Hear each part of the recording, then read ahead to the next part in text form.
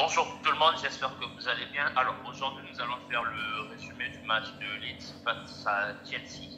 Alors déjà j'aimerais vous exprimer en fait mon mécontentement ainsi que ma surprise au vu du résultat de ce match. Je pense que l'entraîneur de Chelsea n'a pas fait une bonne analyse en fait de l'adversaire. Du coup nous allons tous accorder à Julien la parole pour qu'il puisse nous présenter le résumé de ce match. Julien? Oui, Denis, sérieusement, je suis choqué, vraiment choqué. Je ne m'attendais vraiment pas à ce que Leeds puisse s'imposer autant face à Chelsea. Après tout, on parle d'un 17e au championnat, 17e au championnat l'année dernière et Chelsea 3e. Et cette saison, en tout cas, Leeds est en train de tout cartonner. 3 matchs, 2 victoires et un match nul. Donc pour l'instant, ils sont les premiers du championnat. Voir Chelsea aussi inoffensive, vraiment me désole parce que je me dis que si cette équipe ne change pas d'attitude, je les vois vraiment très mal s'opposer, du moins être parmi les 4 premiers de ce championnat. Pendant tout le match, les joueurs de Chelsea n'ont pas été cohérents, ils n'ont pas vraiment eu ces automatismes entre eux, ils avaient leur jeu, ils étaient incapables de se replacer, de retourner en arrière comme les joueurs de Leeds. Tandis que de l'autre côté, on n'a pas vu un seul joueur se démarquer de toute une équipe, mais plutôt une union. Donc, ils ont tous joué, chacun d'eux maîtriser son poste, chacun d'eux se positionner quand il le fallait, où il le fallait. Donc, vraiment des choses tellement basiques qu'on ne s'attendait vraiment pas à ce score. À vrai dire, s'il fallait recommencer ce match et qu'on me demandait de pronostiquer, je serais incapable de donner ce score-là. Vraiment, je suis sincèrement déçu. Et on l'a même vu au visage de Tuchel. Vous vous rendez compte que à partir de la 80, je crois que la 88e minute, on sentait déjà qu'ils ne pouvaient rien, qu'ils étaient inoffensifs comme des petits chiots. Vraiment, c'est dégoûtant, c'était dégueulasse de voir Chelsea jouer à ce point. Tellement inoffensif que même Koulibaly se prend un carton rouge. Vraiment, c'est pas croyable. Donc, on va d'abord commencer avec le but de la faute commise par, il s'appelle déjà comment, le gardien de but. Sérieusement, Mendy, je ne sais pas s'il est traumatisé comme depuis l'action de Benzema parce que je vois la même chose au sein de Paris Saint-Germain. Regardez, depuis que Benzema a pu le faire avec les gardiens, on a l'impression que les gardiens sont brisés de l'intérieur. Ils ont maintenant peur, ils sont frustrés. Il a répété la même erreur, vraiment. Comment est-ce qu'Edouard Mendy peut répéter une erreur aussi banale, aussi stupide? Et c'est à cause de ce but-là que les Leeds ont pris le contrôle du match. Parce qu'avant, on pouvait... C'est vrai qu'il y avait vraiment ce rouleau compresseur contre Chelsea, mais au moins, il pouvait avoir la différence, tu vois. Et là, une fois que Mendy a commis l'erreur à la 33e minute, il y a eu la différence et un autre but est venu 4 minutes après. C'est vraiment triste de voir ce genre d'erreur, vraiment incroyable. Ensuite, quelle autre erreur que je peux encore mentionner pour cette équipe? On se rend compte que, par exemple, lorsqu'ils se mettent à tirer, ils perdent une action, on voit les joueurs de Leeds bien se positionner, mais ils restent en arrière, ils ne retournent pas. On l'a vu avec Sterling, au lieu de retourner ou de vouloir mieux se positionner pour reprendre la balle et s'attendre à une autre action, vraiment rien du tout. Sérieusement, je ne m'attendais pas à un tel match de la part de Chelsea. Je suis sérieusement, vraiment dégoûté.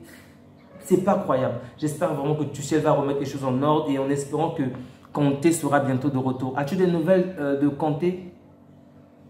D'accord. Déjà, pour d'abord revenir sur ce que tu as dit, déjà, c'est pas Leeds le premier du championnat actuellement, c'est plutôt Arsenal avec 9 points étant donné qu'ils ont gagné tous leurs matchs. Ah, ok. Et il y a également un truc que j'aimerais soulever. Ah oui, ils sont deuxième. L'absence en fait de Kanté pour également en profiter et répondre à ta question.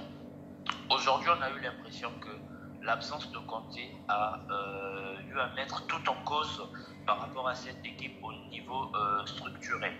C'est-à-dire que le milieu de terrain n'a pas pu résister face à l'impact physique de l'adversaire. Gallagher était carrément à côté. Bon, Jorginho, on sait tous que c'est pas un monstre physique, mais il était quand même aux abois également. Donc du coup, les deux qui sont censés protéger la défense ont sombré. Il y a également, je suis juste en train de souligner tous les points que tu as eu à énumérer. S'il te plaît, tu peux parler plus près du micro, s'il te plaît? Oui, il y a également Koulibaly. Moi, j'ai l'impression qu'il est mieux dans une défense à 4 plutôt que dans une défense à 3 ou une défense à 5. Parce que je me dis que dans une défense à 4, il se sent beaucoup plus protégé que dans une défense à 5. Et aujourd'hui, il a vraiment été exposé directement avec Aronson, l'excentré droit de Leeds. Et c'était vraiment pas évident pour lui. Donc, si déjà Thomas Tuchel peut arranger 2-3 trucs par rapport à sa formation de base, je pense que l'équipe pourrait peut-être atteindre la 4e place. Mais aujourd'hui, le Chelsea d'aujourd'hui, avec l'effectif qu'ils ont aujourd'hui, je ne les vois pas terminer dans le top 4 parce qu'il leur faut déjà un buteur. Parce qu'aujourd'hui, c'est pas Sterling qui va vous mettre 20 la saison pour que vous soyez dans le top 4. Il leur faut un vrai buteur en tant que tel. Bon, actuellement, ils sont en négociation avec Aubameyang. J'espère pour eux que ça va aboutir. Et il y a également, il leur faut un vrai remplaçant à N'Golo Kanté. Parce que Gallagher, c'est bon. À Crystal Palace, on a vu qu'il avait le niveau. Mais on ne va pas comparer le niveau de Crystal Palace avec le niveau de Chelsea. Chelsea, c'est un autre niveau. Et pour répondre à ta question, N'Golo Kanté sera absent pendant au moins 5 semaines. Donc, déjà, faudrait même pas compter sur lui en fait pour le mois de septembre. C'est probablement au mois d'octobre qu'il reviendra. Et en fait, lorsqu'un joueur revient de blessure, c'est pas directement qu'on va le titulariser. Il faut encore 2-3 semaines peut-être d'adaptation. Ensuite, il pourra être titulaire. Mais franchement, la performance de Chelsea aujourd'hui, elle m'a laissé sans voix déjà. Je ne sais pas pourquoi est-ce qu'il a eu à titulariser Cucurella au lieu de nous mettre Ben Chilwell. Il y a des choix qu'il a eu à faire aujourd'hui. Pourquoi mettre Loftus-Cheek en tant que piston droit au lieu de mettre Azpilicueta en tant qu'axe gauche et mettre Reece James à son poste de prédilection? Franchement, il y a 2-3 choix qu'il a eu à faire qu'on n'a pas compris. Et c'est peut-être ce qui explique le naufrage de Chelsea aujourd'hui. Ok, même par rapport au positionnement, ils ont joué avec un système 3-5-2. Sérieusement, personnellement, est-ce que tu penses que Loftus-Cheek ou encore Cucurella est un bon piston, vraiment? Ce sont de bons pistons, ces deux joueurs-là? Non, sincèrement non. Surtout concernant Loftus-Cheek, moi je préfère largement Reece James sur ce côté-là.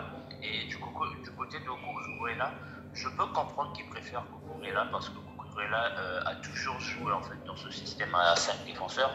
Mais pour prendre uniquement le niveau intrinsèque de chaque joueur, Ben Chilwell est largement mieux que Cucurella. Ok, maintenant, tu as parlé d'Aubameyang. Bon, admettons qu'il venait. Tu penses que Aubameyang va régler ce problème? Parce que je me dis que Aubameyang, le défaut, c'est qu'on ne le voit pratiquement pas au match. Il attend juste des ballons de la surface pour faire la différence. Et cette équipe de City, bon, en deuxième période, au moins, ils sont revenus. Mais en première période, vraiment, tu sentais que même arriver, même jouer dans la surface adverse, ce n'était pas facile. On les a vraiment compressés carrément dans leur équipe, dans leur camp. Et avec un joueur comme Aubameyang, tu penses que le problème pouvait être résolu? Déjà, je me dis que Aubameyang, en tant qu'avant-centre, il va déjà, les défenseurs centraux adverses vont se focaliser sur lui, ce qui pourra de l'espace, accorder de la liberté aux joueurs tels que Havertz, Mount, autour de lui, donc, et Sterling. Donc je me dis que oui, s'il y avait, peut-être pas pour le match d'aujourd'hui, mais s'il y a Aubameyang en tant que point de fixation, tout en haut, c'est-à-dire en tant que numéro 9, oui, les autres vont profiter de ces espaces-là pour pouvoir marquer des buts et il y aura beaucoup plus d'occasions qu'ils ne l'ont eu aujourd'hui. D'accord, ok. En tout cas, je suis vraiment déçu. En tout cas, félicitations pour les Leeds. On a vu, en tout cas, c'est une victoire vraiment méritée du début jusqu'à la fin du match. Ils ont su s'imposer, ils ont su appliquer leur jeu. Ce n'était pas un leader ou deux, mais c'était toute une équipe vraiment. C'était une très bonne cohésion, bons automatismes entre eux. Félicitations, c'est vraiment mérité. Un chapeau pour Rodrigo et tous les autres. Donc, tu as quelque chose d'autre à ajouter par rapport à ce match?